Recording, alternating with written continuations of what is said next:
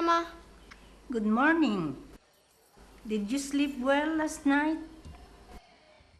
Yeah, it's really nice here. Lots of trees, nature.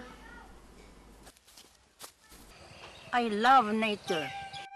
Things in nature is the best evidence and proof that God created the universe.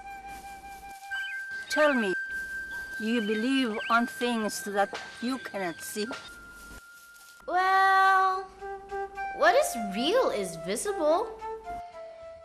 And I can only believe in what I can see. We all believe in many things that we have never seen. Have you ever seen the wind?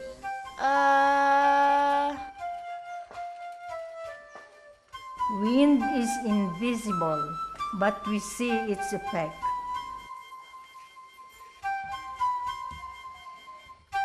There are many real things in life that cannot be seen, but you know they exist.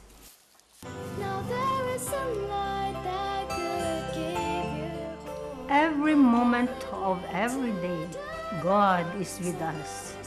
And the truth is, all life comes from God and is sustained by Him. For you to know that someone loves you before you know, and how long